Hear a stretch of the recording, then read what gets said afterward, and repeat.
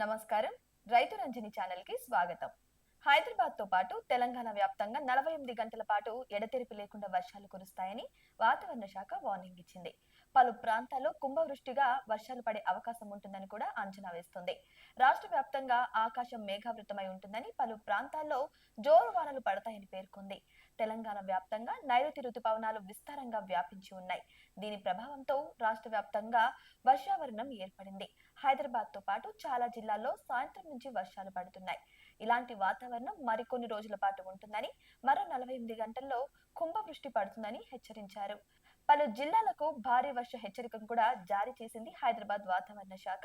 అన్ని జిల్లాలలో ఉరుములు, మెరుపులతో కూడిన వర్షాలు గంటకు 30 నుంచి 40 కిలోమీటర్ల వేగంతో బలమైన గాలులు వీస్తాయని తెలియజేసింది. జయశంకర్ భూపాలపల్లి, ములుగు, భద్రాద్రి కొత్తగూడెం జిల్లాలలో వర్షం బీభత్సం ఉంటుందని పేర్కొంది. మిగతా జిల్లాలకు ఉరుములు, మెరుపులు, బలమైన గాలులు వీస్తాయని పేర్కొంది.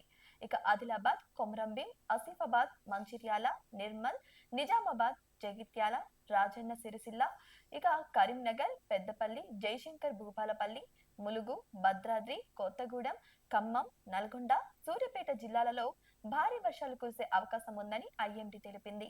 రాబోయే వారం రోజుల్లో తెలంగాణలోని దాదాపు అన్ని జిల్లాలలో మేఘావృతమై ఉంటుందని, గరిష్ట పగటి ఉష్ణోగ్రతలు 34 నుంచి 32 డిగ్రీల సెల్సియస్ మధ్య ఉండే అవకాశం ఉందని ఐఎండీ అంచనా వేస్తుంది.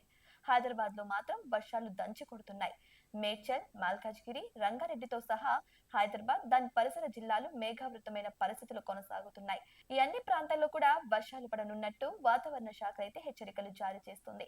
దీనివల్ల రైతులు అప్రమత్తంగా ఉండాలని కూడా వారు పేర్కొన్నారు.